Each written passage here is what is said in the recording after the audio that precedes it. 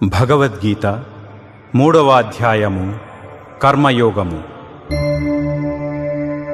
అర్జునుడు ఇలా పలికెను: ఓ జనార్దన, జ్ఞానం అనేది కర్మ కంటే శ్రేష్టమైనదైతే మరి నన్ను ఈ ఘోరమైన యుద్ధం ఎందుకు చేయమంటున్నావు?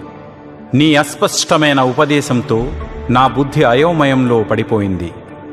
దేనివలన అయితే నాకు అత్యుత్తమ శ్రేయస్సు కలుగుతుందో దయచేసి ఆ ఒక్క మార్గాన్ని నిశ్చయాత్మకంగా ఉపదేశించుము.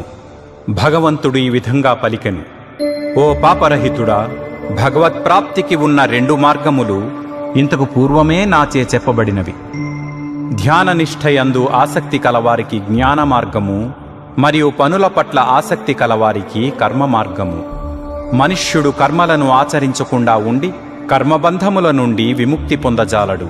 అలాగే కేవలం బాహ్య సన్యాసము ద్వారా జ్ఞానసిద్ధిని పొందజాలడు.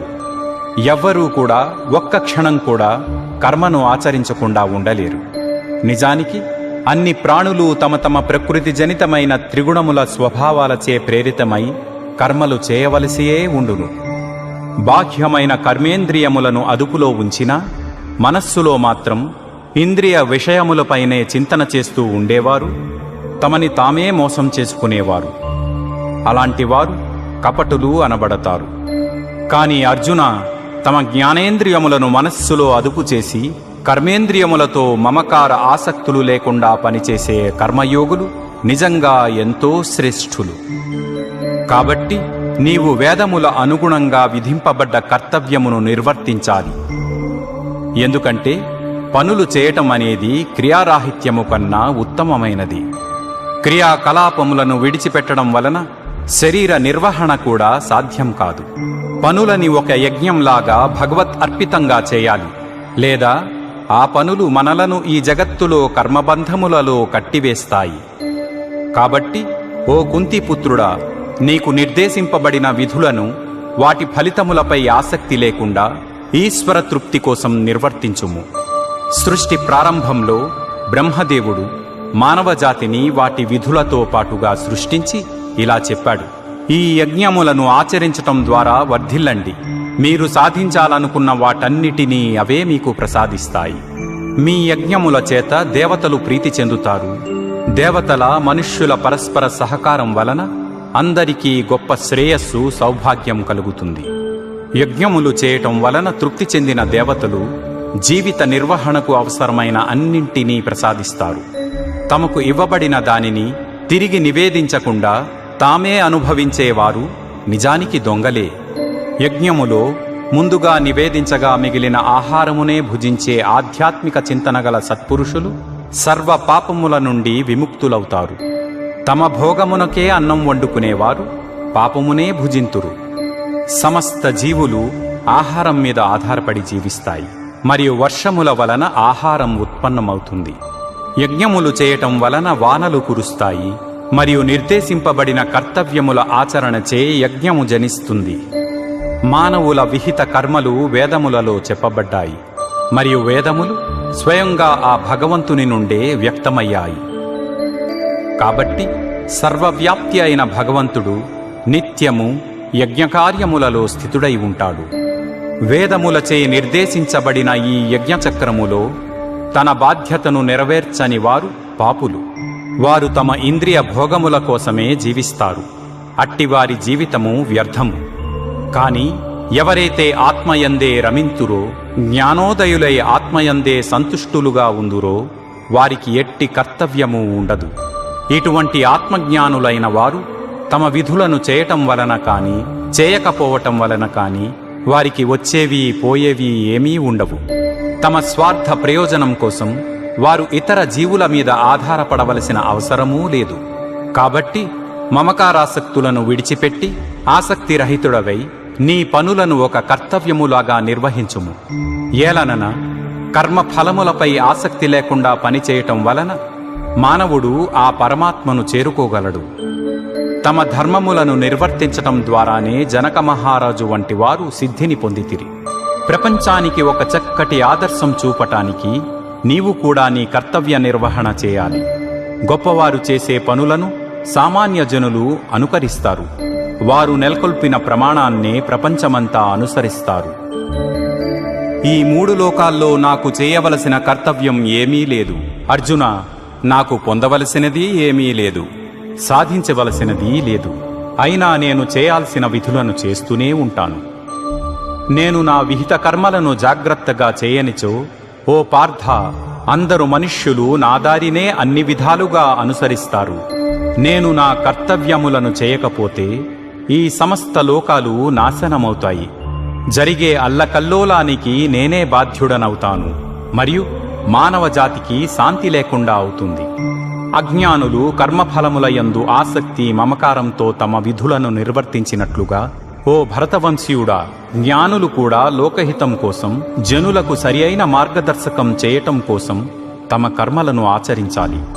కర్మలను ఆచరించకుండా ప్రేరేపించటం ద్వారా ఫలాశక్తితో కర్మలను చేసే అజ్ఞానుల బుద్ధిని జ్ఞానులు భ్రమకు గురిచేయరాదు. బదులుగా జ్ఞానోదయ స్థితిలో తమ విధులను నిర్వర్తిస్తూ అజ్ఞానులకు కూడా విహిత కర్మలను చేయటానికి స్ఫూర్తినివ్వవలెను. అన్ని కార్యములు కూడా ప్రకృతి త్రిగుణముల చేతనే చేయబడును. కాని అజ్ఞానంలో జీవాత్మ తానే ఈ శరీరమన్న భ్రమతో తనే కర్తను అని అనుకుంటుంది. ఓ మహాబాహువులున్న అర్జున, జ్ఞానులు ప్రకృతి గుణములు మరియు కర్మ నుండి జీవాత్మను వేరుగా చూస్తారు. ఇంద్రియములు మనస్సు వంటి రూపంలో ఉన్న గుణములే ఇంద్రియగ్రాహ్య విషయవస్తు రూపంలో గుణముల యందు కదులుతున్నవని తెలుసుకుని వాటి యందు ఆసక్తులు కారు. గుణముల ప్రవృత్తిచే భ్రమకు లోనైన వారు వారి కర్మఫలముల యందు ఆసక్తులవుతారు. కాని ఈ సత్యములను అర్థం చేసుకున్న జ్ఞానులు ఇది తెలియని అజ్ఞానులను కలవరపరచరాదు. అన్ని కార్యములను నాకు అర్పితముగా చేసి పరమేశ్వరుడైన నాయందే నిరంతరం నీ ధ్యాస ఉంచుము. ఆశ స్వార్థ చింతన విడిచి మానసిక శోకము వీడినవాడివై యుద్ధం చేయుము. పూర్తి శ్రద్ధ విశ్వాసంతో అసూయ లేకుండా నా ఈ బోధనలను పాటించేవారు కర్మబంధముల నుండి విముక్తులవుతారు.